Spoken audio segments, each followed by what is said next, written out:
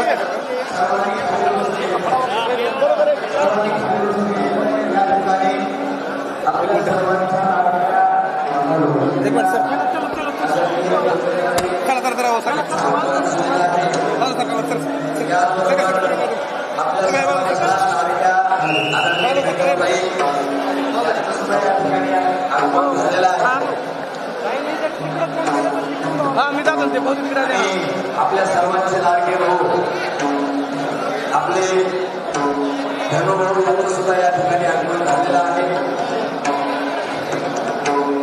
सर्वांना विनंती आहे, सर्वांनी खाली बसून घ्यायचंय। हे बघा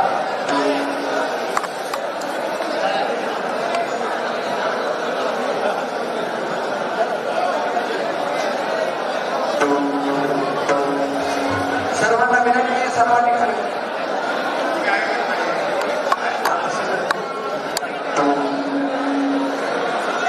हो या पहिलं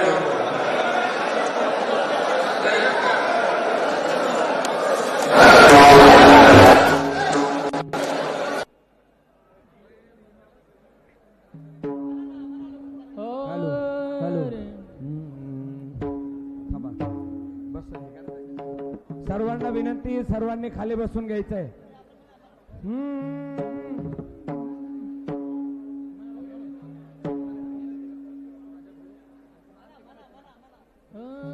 गेले दिगंबर ईश्वर विभूती, गेले दिगंबर ईश्वर विभूती, गेले दिगंबर ईश्वर विभूती, गेले दिगंबर ईश्वर विभूती, राहिल्या त्या कीर्ती जगामध्ये, राहिल्या त्या कीर्ती जगामध्ये, राहिल्या त्या कीर्ती जगामध्ये, राहिल्या त्या कीर्ती जगामध्ये, वैराग्याच्या गोष्टी ऐकिल्या त्या कानी, वैराग्याच्या गोष्टी ऐकिल्या त्या कानी, वैराग्याच्या गोष्टी ऐकिल्या त्या कानी, वैराग्याच्या गोष्टी ऐकिल्या त्या कानी, वैराग्याच्या गोष्टी ऐकिल्या त्या कानी, वैराग्याच्या गोष्टी ऐकिल्या त्या कानी, वैराग्याच्या गोष्टी ऐकिल्या त्या कानी, वैराग्याच्या गोष्टी ऐकिल्या कानी, सांगतील ज्ञान मनात नयेचे साधन निवृत्तीचे,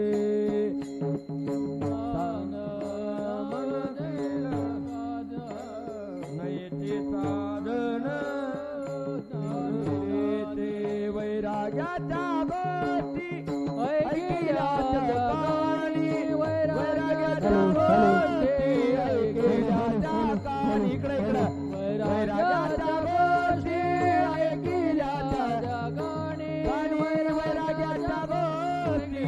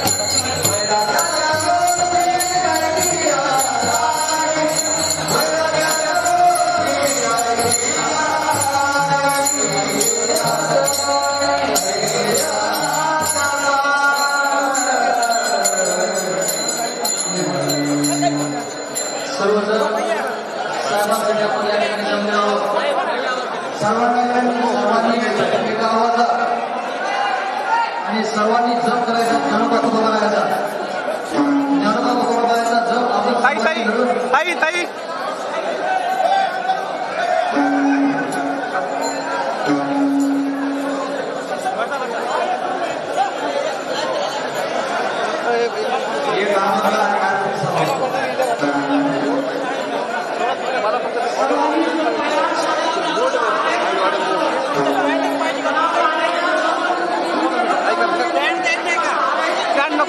वायर हेमंत सर सांगा लाईव्ह वाले त्यांना सांगा.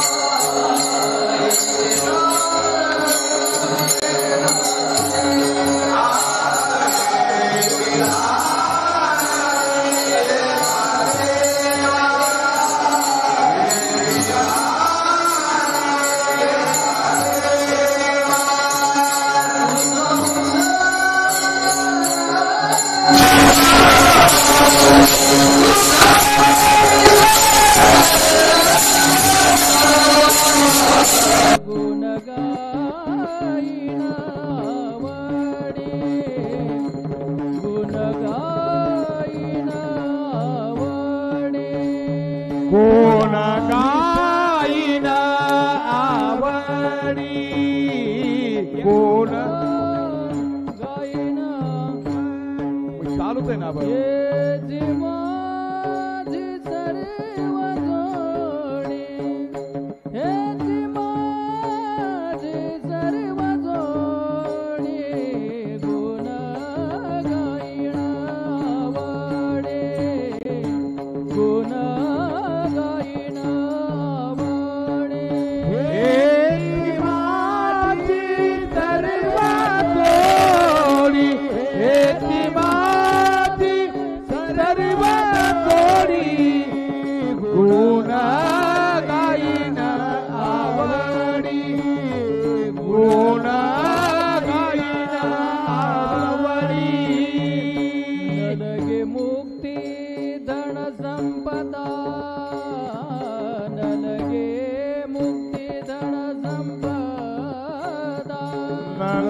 मुक्ती धन संपदा कीर्ती धन संपदा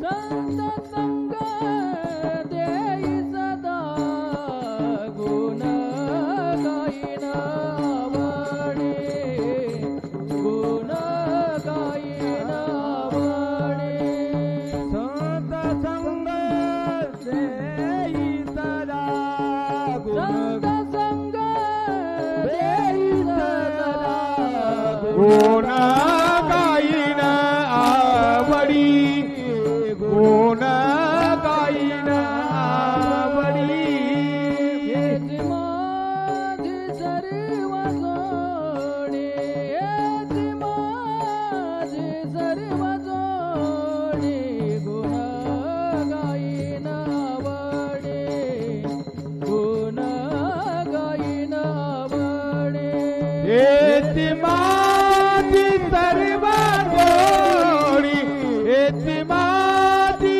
सर्व जोडी गुण गाईन आवडी गुण गाईन आवडी तुका म्हणे गर्भवाचे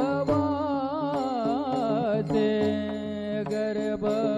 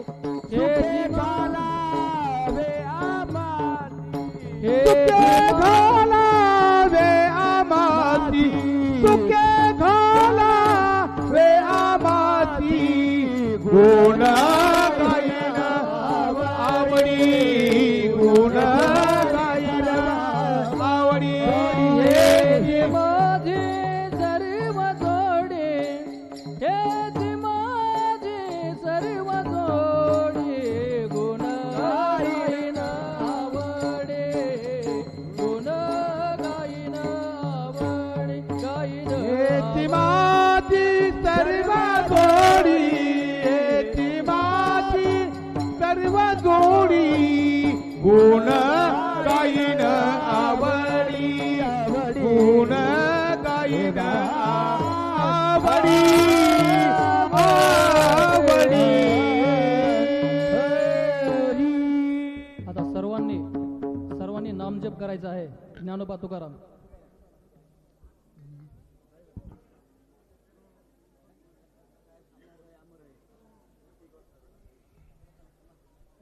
एकदा सर्वांनी मोठ्याने म्हणायचं.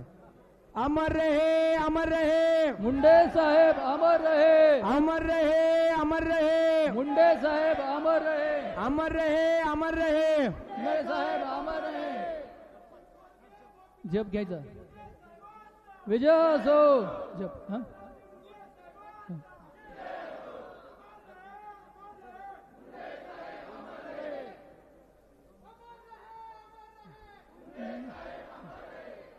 ऐका आरती घ्यायची आरती करावं लागलं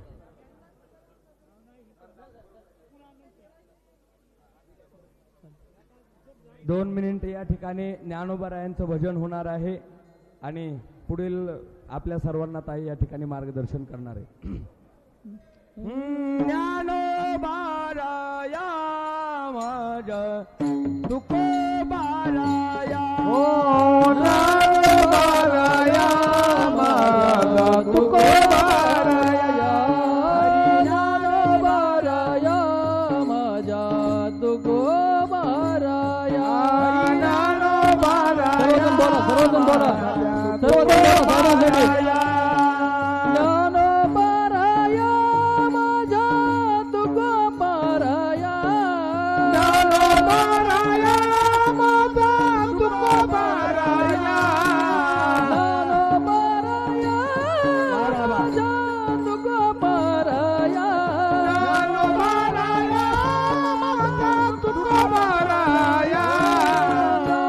ज्ञानोबाराया माझा तुकोबाराया ज्ञानोबाराया माझा तुकोबाराया ज्ञानोबाराया माझा तुकोबाराया ज्ञानोबाराया माझा तुकोबाराया ज्ञानोबाराया माझा तुकोबाराया ज्ञानोबाराया माझा तुकोबाराया ज्ञानोबाराया माझा तुकोबाराया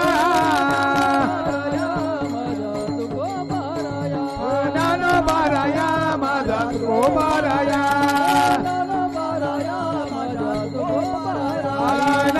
ज्ञानोबाराया माझा तुकोबाराया माझा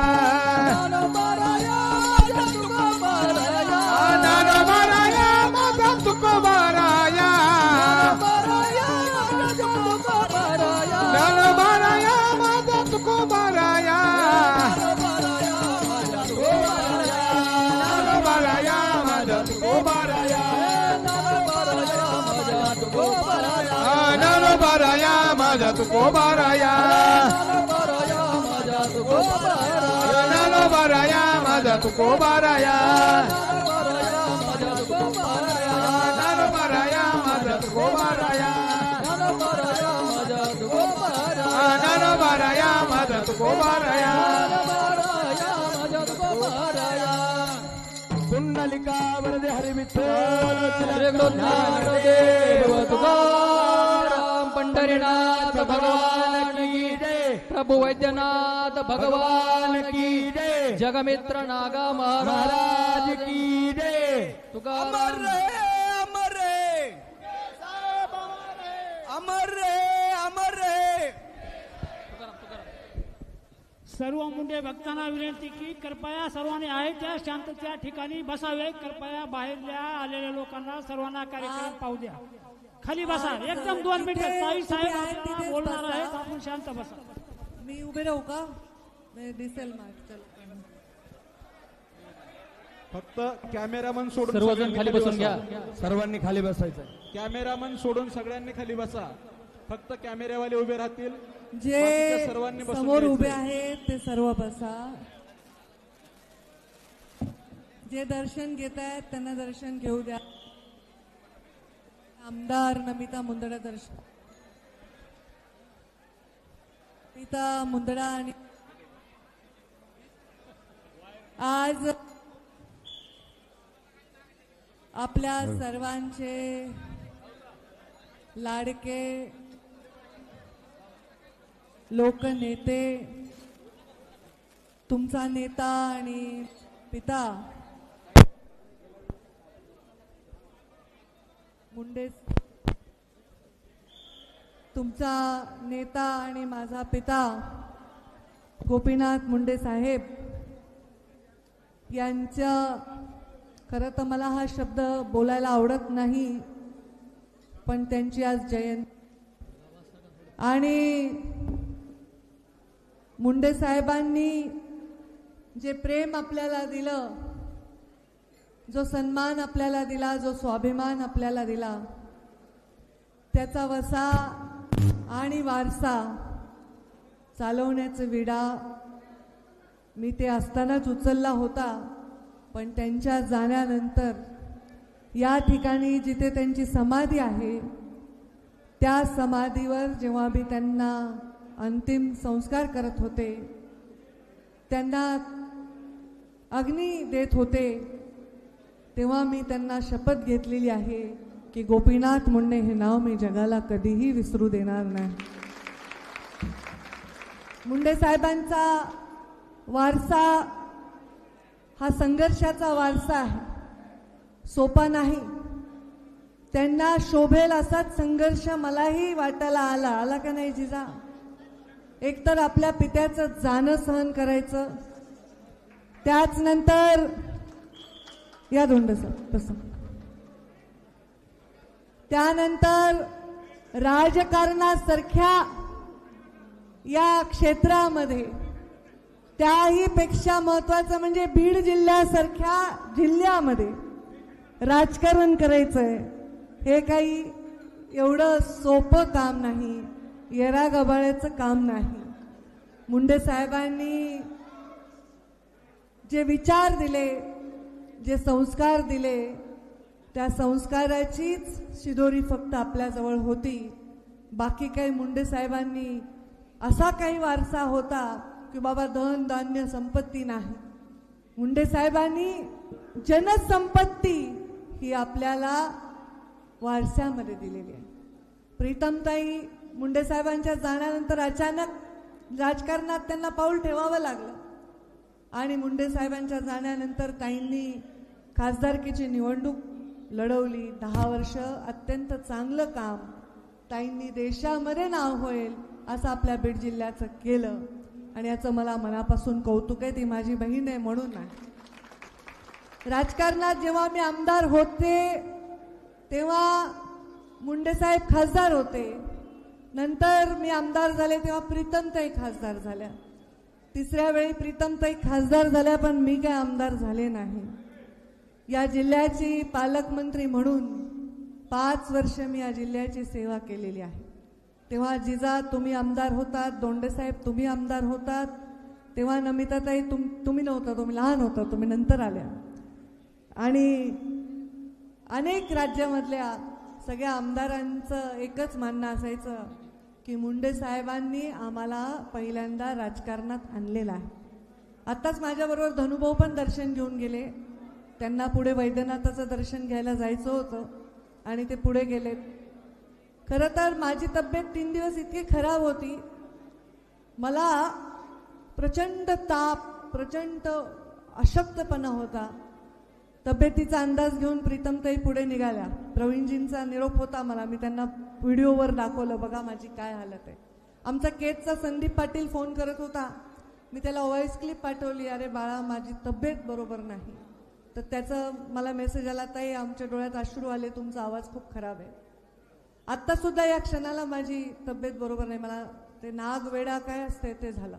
या खांद्यापासून पाठीपासून पूर्ण विळखा आहे. आता बाया गटकडून मिठी मारायल्यात, पाठीवर थापा मारायल्यात, माझ्या अंगाची आग होत होती. पण मला बाबांचं दर्शन घेणं नाही असं कसं होईल. माझ्या श्वासात श्वास असेपर्यंत दसऱ्याला भगवान भक्तीगड आणि गोपीनाथ गडाचं दर्शन 12 डिसेंबर 3 जूनला माझं तर चुकणार नाही. का चुकणार नाही ह्याचं गुढ सांगते. मी साहेबांच्या पोटी जन्म घेतलाय, प्रीतमताईंनी साहेबांच्या पोटी जन्म घेतलाय, पण तुम्ही काही साहेबांच्या पोटी जन्म नाही घेतला ना. हजारो लोकांनी मुंडन केलं होतं साहेब गेल्यावर, हजारो लोकांनी जणू स्वतःचा बाप केलाय. तर त्यांनी जे रक्ताचं नातं निर्माण केलंय ते नातं रक्ताचं आहे, घामाचं आहे, श्रमाचं आहे, परिश्रमाचं आहे, संघर्षाचं आहे, एकमेकांना दिलेल्या ए बाबा मागचे शांत बसा ना, आपण कुठल्या कार्यक्रमात आहोत? शांत बसा. बाहेरच्या जिल्ह्यातून आलेले सगळेजण जिथे आहे तिथे बसा, काही प्रॉब्लेम नाही. हे नातं तुम्ही निर्माण केलंय आणि तुम्ही जर घरामध्ये कुठली तारीख जर काढायची असेल, खाली बसा म्हणूच नका. बाकीचे नुसते खाली बसा, प्रत्येक जण खाली बसा म्हणायला. नुसते बसा, तोंडावर बोट ठेवा आणि बसा खाली. हाताची घडी, बोलल त्याचं दुखल पोट. तुम्ही जर एखाद्या लग्नाची तारीख आली आणि 12 डिसेंबर आली, एखाद्या कार्यक्रमाची तारीख आली आणि 3 जून आली, तर तुम्ही सुद्धा घेत नाहीत. नाही, आपल्याला साहेबांच्या गोपीनाथ गडावर जायचंय. मग माझ्या एवढं काय, माझ्यापेक्षा काकांवर जास्त प्रेम तुम्ही मुंडे साहेबांवर केलंय, तर मी माझ्या कातड्याचे जोडे जरी करून तुमच्या पायात घातले तरीही मी तुमचं ऋण कधीही फेडू शकणार नाही. सगळ्या जातीचे, सगळ्या धर्माचे लोक मुंडे साहेबांमुळे केवळ भरभरून माझ्यावर प्रेम करतात. आज मी इथे बोलायच्या आधीच मी एका गोष्टीचा उल्लेख करू शकते. केज तालुक्यामध्ये झालेली घटना. माझा भाऊ लहान, आता या लोकसभेच्या नाही, आधीच्या निवडणुकीत सरपंच होता, माझ्याबरोबर काम केलंय. मी कधी पक्ष पाहिला नाही. माझं राजकारण 5 वर्ष मंत्री असताना मी विरोधी पक्ष, आपला पक्ष, आपला तुपला, याचा त्याचा, याचा पाहुणा त्याचा पाहुणा, काही पाहिलं नाही. मी पाहिलं ते फक्त माणुसकीचं नातं. माझ्या जिल्ह्यात जन्मलेला प्रत्येक माणसाचा विकासाचा अधिकार आहे, हा विश्वास ठेवून मी काम केलं आणि तो विश्वास कमवण्याचं काम. तो माझा भाऊ कुणाच्या तरी आईच्या पोटचं लेकरू सकाळी घरी निघाले आणि परत घरी आलं नाही. त्या आईच्या यातना एक स्त्री समजू शकते. त्या आईच्या दुःखामध्ये मी सहभागी आहे. त्या घरामध्ये असणाऱ्या प्रत्येक स्त्रीच्या, त्या घरात असणाऱ्या त्याच्या भावाच्या, त्याच्या घरच्या आई वडिलांच्या दुःखामध्ये मी सहभागी आहे. आज अशी परिस्थिती परत बीड जिल्ह्यामध्ये येऊ नये हीच मी ईश्वरचरणी, वैद्यनाथाच्या चरणी प्रार्थना करते आणि मुंडे साहेबांच्या चरणी प्रार्थना करते की अशा परिस्थितीशी लढण्याची सक्षमता आणि शक्ती हे माझ्या लोकांमध्ये होते. आपण जसे आहो त्याचंच, जसा नेता आहे, आता मी मोठी बहीण आहे, मी बाबा जसे करायचे तसे करायचे. बाबा असे मागे पाठीला हात घेऊन चालायचे, तशीला अर्धे लेकरं या परळीमध्ये आमच्या नाथऱ्यामध्ये. हो रे राजे, नाथऱ्यामध्ये, हो रामू तुझा मुलगा दाखवत होता त्या दिवशी बाबा कसे चालते. त्यांनी तर साहेबांना पाहिलंच नाही. आमचा सचिन आहे नाथऱ्याचा, त्याची मुलगी साहेबांसारखं चालवून दाखवाय. आज या राज्यामध्ये मुंडे साहेबां जसा नेता आहे, जसा कार्यकर्ता आहे, तसाच खाली कार्यकर्ता तयार होत असतो.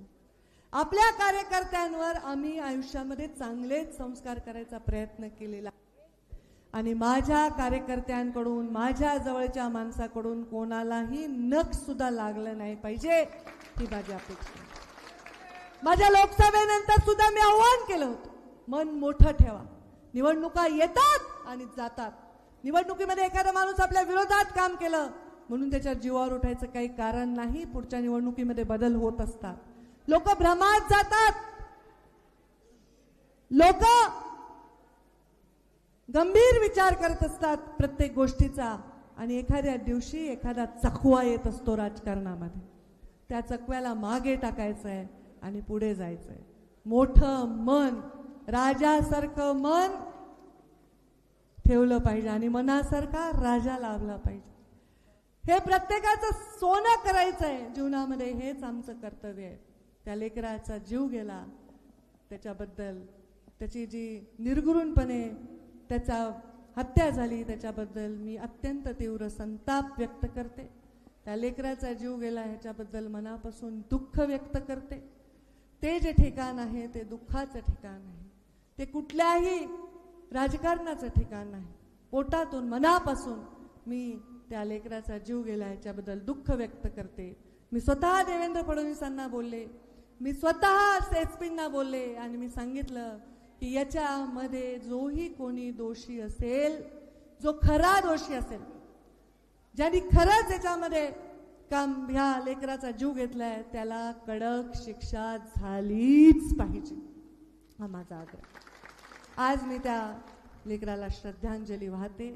त्यांनी किती स्वप्न पाहिले असतील, सरपंच, उद्या निवडणूक लढायची, जिल्हा परिषद लढायची, काय काय स्वप्न असतील, ती स्वप्न अशी काढून घ्यायचा अधिकार कोणालाही. तुम्हाला राग आलाय ना, एखाद्याने तुमचं कॉलर धरली ना, तुम्ही पण त्याचा धरा जास्तीत जास्त. एखाद्याने एक थोबाडीत मधली, तुम्ही 2 मारा. एखाद्याचा जीव घ्यायला तुम्ही काही ईश्वर आहेत का, असुर आहेत, राक्षस आहेत? हे चालणार नाही. हे आपल्या जिल्ह्यात चालणार नाही. ह्याचं राजकारण सुद्धा चालणार नाही आणि अशा प्रकारचं वर्तन सुद्धा हे चालणार नाही. त्याबद्दल मी दुःख व्यक्त करते. त्याच्याबद्दल सगळ्या जिल्ह्यातल्या नेत्यांनी सुद्धा दुःख व्यक्त केलंय. मी अक्षय मुंदडांना फोन केला होता. कुठे गेला अक्षय? मी त्यांना फोन केला. म्हणलं आता बाबा, ते नेहमी मला म्हणते विमलताई नंतर ताई तुम्हीच माझ्या आईच्या जागी आहेत. तर मी म्हणलं आता माझं लेकरू म्हणून तूच जा, कारण माझी तब्येत बिघडलेली होती. मला अंथरुणातून निघता येईना, नागवेड्याचं दुखणं वाईट असतंय, ताप नुसता अशा ठणका. अशा परिस्थितीत डॉक्टर म्हणले कुठे अशा ठिकाणी जाऊ नका, गर्दीत जाऊ नका. तरी पण मी आज आले. मी अक्षयला म्हणलं बाबा तू त्यांच्या लेकराच्या घरी जाऊन भेटून ये, त्यांच्या आईवडिलांचं सांत्वन कर, त्यांचं म्हणणं काय म्हण आणि त्यांना सांग की पंकजा ताई आणि सर्व परिवार तुमच्या दुःखात सहभागी आहे, तुमच्या पाठीशी खंबीरपणे उभा आहे. आणि म्हणून आज मी हे वाक्य उच्चारले, हे शब्द बोलले, हे माझ्या बाबांचे संस्कार आहेत. ते गृहमंत्री होते या राज्याचे आणि ते राज्याचे गृहमंत्री असताना त्यांनी असंख्य गुन्हेगारांना यमसदनाला पाठवलं होतं. ते राज्याचे गृहमंत्री असताना त्यांनी मुंबईला पूर्णपणे अंडरवर्ल्ड मुक्त करण्याचं काम केलं होतं. त्यांच्यामुळे अंडरवर्ल्डचे मोठे मोठे गुन्हेगार देश सोडून पळून गेले, ते अजून परत आले नाही. ते मुंडे साहेबांनी, मोठे मोठे रिटायर अधिकारी आज इंटरव्ह्यूमध्ये मुंडे साहेबांचा उल्लेख करतात की मुंडे साहेबांनी ज्या पद्धतीने ग्रह खातं सांभाळलं होतं. मी देवेंद्रजींनाही सांगितलं, अशा घटना सगळ्या राज्यभर जरी घडल्या तरी तेवढ्याच संवेदनशील आहेत. बीड जिल्ह्याच्या बद्दल कुठलाही बदनामीचा प्रयत्न याच्यामध्ये होण्याचं काही कारण नाही. पण मुंडे साहेबांनी गृहमंत्री असताना एकच बघितलं, गुन्हा म्हणजे गुन्हेगार म्हणजे गुन्हेगार, गुन्ह्याला शिक्षा ही झालीच पाहिजे आणि निर्भयपणे आणि कुठल्याही पक्षपातीपणा न करता हे जीवनामध्ये, राजकारणामध्ये आपलं पद भूषवलं पाहिजे. ज्याला शत्रूला सुद्धा ज्यांच्यावर प्रेम येतं, शत्रूला सुद्धा ज्यांच्या जाण्यामध्ये आजही मन भरून येतो, देशाच्या कुठल्याही कोपऱ्यामध्ये माणूस म्हणत नाही की या माणसाने माझं काही वाईट केलं, त्याचे लेख म्हणून मी तुम्हाला आश्वस्त करते. आज मी आमदार आहे, जिल्ह्यामध्ये काम करते आणि तुमच्या आशीर्वादाने करणारच आहे. पुढे तुमचा आशीर्वाद मिळाल्यानंतर पुढचं काम करत असताना या जिल्ह्यातील, कारण आता मी आमदार काही परळीची नाही, फक्त परळीला डबल आमदार झाले, पण मी जिल्ह्याचे आमदार आहे कारण मला आमदारांनी निवडून दिले आणि त्याच्यामुळे या जिल्ह्याच्या प्रत्येक प्रश्नाला मार्गी लावण्यासाठी, या जिल्ह्याच्या प्रत्येक दुःखी माणसाच्या पाठीवर हात फिरवण्यासाठी, या जिल्ह्याच्या प्रत्येक उत्साही माणसाच्या पाठीमागे शक्ती उभी करण्यासाठी, ज्याच्या डोळ्यात स्वप्न आहेत त्याच्या स्वप्नाला ताकद देण्यासाठी मी माझ्या आयुष्याचा प्रत्येक क्षण खर्ची घालणार आहे. हे वचन माझ्या बापाच्या समाधीच्या साक्षीने मी तुम्हाला देतो. हा माझा, मी मध्ये मुख्यमंत्र्यांची भेट घेतली, चर्चा केली. मी सांगितलं की हा माझा मराठवाडा हा मागासलेला, हा मागासलेला ह्याचं कारण महत्त्वाचं म्हणजे भौगोलिक आहे. पाणी नाही माझ्या मराठवाड्याला, सिंचनाचा प्रश्न आहे आणि त्यामुळे शेतकऱ्यांचे प्रश्न आहेत, तर त्यांच्यावर आपण तात्काळ लक्ष देण्याची गरज आहे. त्याचबरोबर या भागामध्ये जास्तीत जास्त उद्योग आणून इथल्या लोकांना आपल्याला रोजगार देण्याची गरज आहे. या भागातल्या स्त्रियांच्या सुद्धा हाताला बळ, आता लाडकी बहीण तर झालीच आहे, पण स्त्रियांना अजून स्वाभिमानाने जगण्याची संधी देण्याची गरज आहे. आणि या सगळ्या गोष्टींवर चर्चा केली. मला पूर्ण विश्वास आहे की ही सगळी स्वप्न जी मराठवाड्यासाठी, महाराष्ट्रासाठी आणि माझ्या या माय माऊली बीड जिल्ह्यासाठी पाहिले, ते स्वप्न पूर्ण करण्यासाठी मला नक्कीच योगदान देता यावं. आज 12 डिसेंबर आहे. जंगी कार्यक्रम दरवर्षी असतो. सगळ्या राज्यभरातून लोक येतात, मोठे नेते येतात, मोठे वक्ते येतात. पण मी यावेळी विनंती केली की अत्यंत साध्या पद्धतीने कार्यक्रम करावा. माझी खूप इच्छा होती की या जिल्ह्यामध्ये मराठवाड्यामध्ये आपल्याला लोकसभेच्या निवडणुकीमध्ये 0 यश मिळालं होतं आणि यावेळी प्रचंड मोठं यश मिळालेलं आहे. म्हणून सर्व लोकप्रतिनिधी जे निवडून आलेत त्या सगळ्यांचा मुख्यमंत्री आणि उपमुख्यमंत्र्यांच्या हस्ते सत्कार इथे मुंडे साहेबांच्या या गडावर करावा अशी माझी इच्छा होती. पण ते काय कळत नव्हतं की शपथविधीची तारीख 12 आहे का 13 आहे. मग म्हटलं आपण सगळ्यांना उगीच इकडे अडचणीत बोलवावं, परत काही बैठक लागली दिल्लीमध्ये, तर हा कार्यक्रम मी राखीव ठेवलेला आहे, मी भविष्यामध्ये करणार आहे.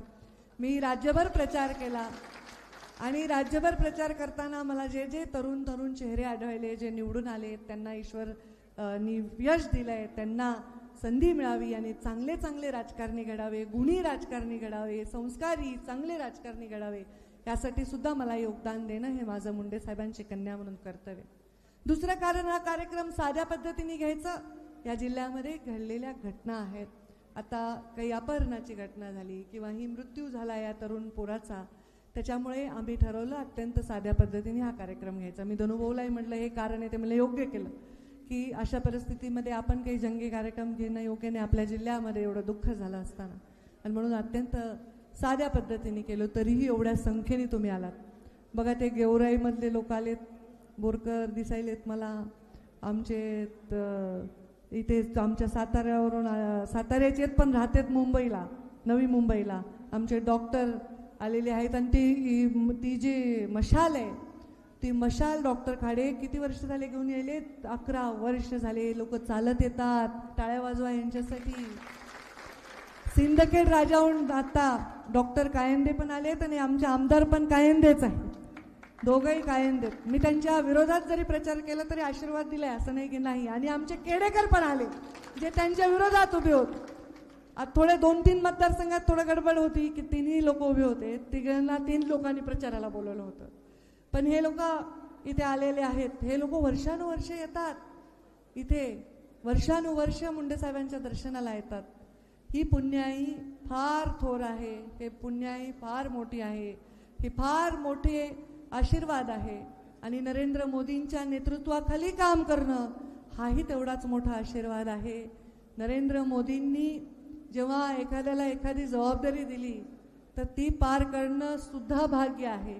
त्यांनी मला स्टार प्रचारक केलं होतं 14ला, त्याच्यानंतर 19ला आणि 24ला.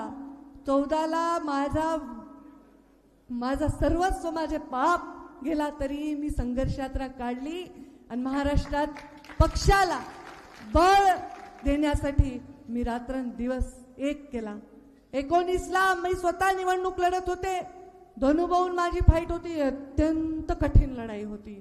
असं समोरासमोर आम्ही लढू शकतो, दुसरा माणूस असेल तर मग काही प्रॉब्लेम नाही, पण एवढी लढाई कठीण होती. तरीही मी राज्यामध्ये 60-70 सभा तेव्हाही दिल्या आणि राज्यभरामध्ये काम केलं, कारण मोदीजींनी स्टार प्रचारक केलं होतं. आणि आता सुद्धा माझा स्वतःचा मतदारसंघ जो गोपीनाथ मुंडेंनी जिथे कमळ लावलं तिथे कमळ नाही ही भावना लोकांची असली तरी मी म्हणलं आपलंच आहे, घड्याळ सुद्धा दाबा. आणि मग राज्यभर मी फिरले, आपला पक्ष मोठा करावा. ही मुंडे साहेबांची जी समाधी आहे ही कमळात आहे. दरवेळी मी सांगते कमळातच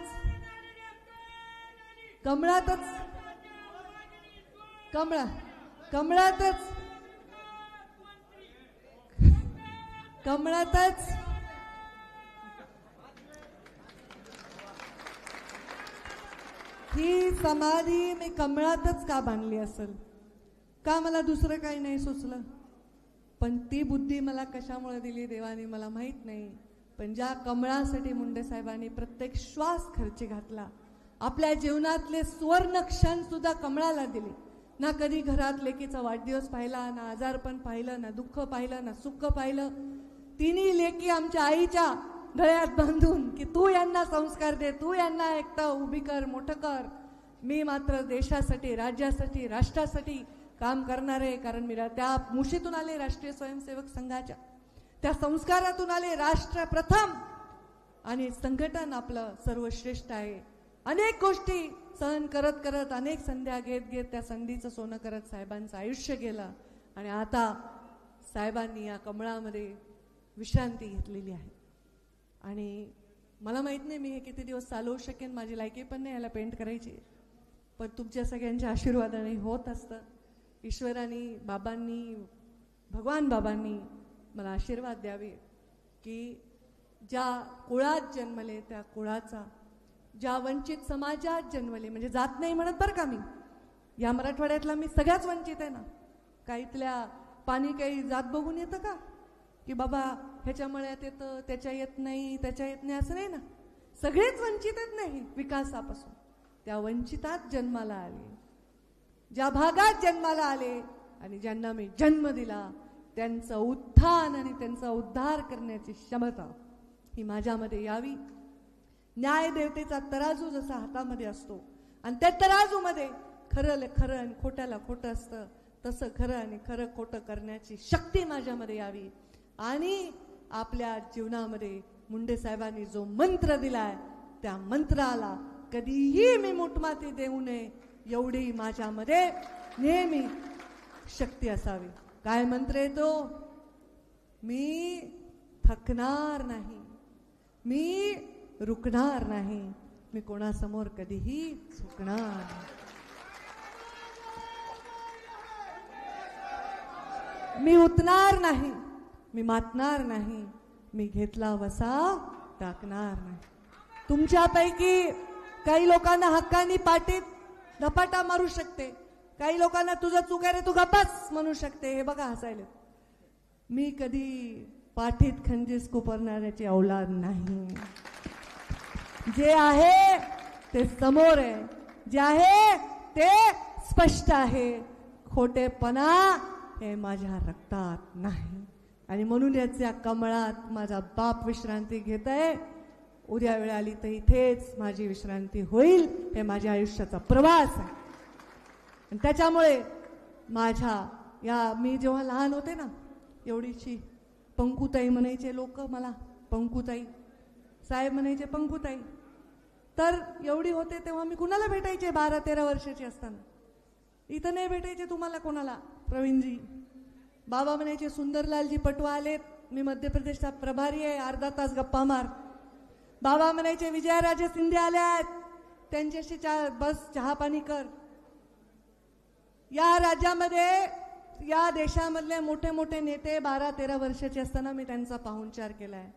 एक संस्कार आहे, एक सज्जनता आहे, एक घरंदाजपणा आहे, खानदानीपणा हे वागण्यामध्ये आपल्या असताना जीवनामध्ये आपण कधीही कुणाचं वाकडं करण्याची गरजच काय, जर लोक आपल्या पाठीशी उभे आहेत.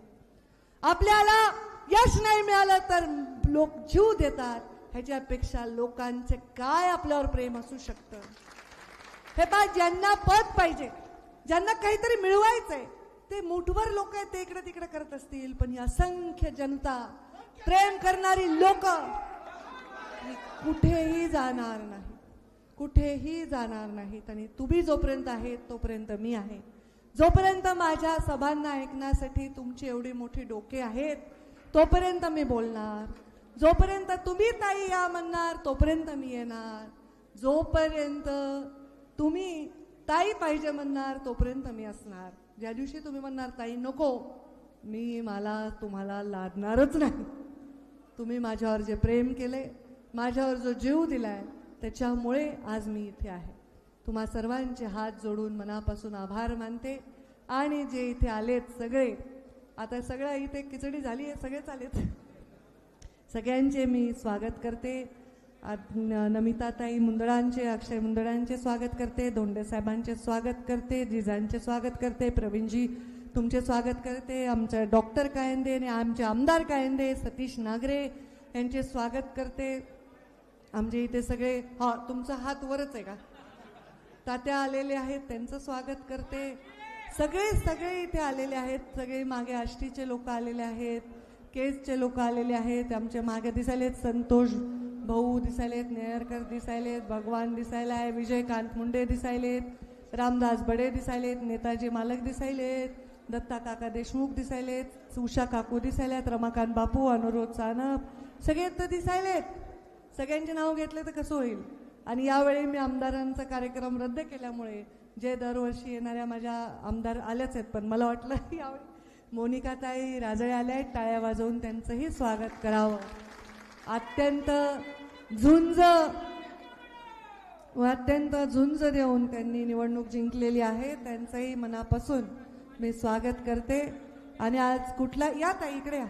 आज कुठलाही कार्यक्रम जाहीर नसताना देखील एवढे सर्व नेते कार्यकर्ते आले, त्यांचे मी हात जोडून आभार मानते आणि माझ्या वाणीला विराम देते. धन्यवाद. जय हिंद, जय महाराष्ट्र. देऊळगाव राजाला एक स्पर्धा झाली होती, त्या स्पर्धेचं बक्षीस वितरण आता इथे होईल. आणि आमच्या दादा इदा त्यांनी एक पुस्तक लिहिलंय, तर त्यांची कन्या मला हे घेऊन आलेली आहे, तर ते पुस्तक ते मला इथे देत आहे. या जिजा इकडे या. मोनिका ताई इकडे.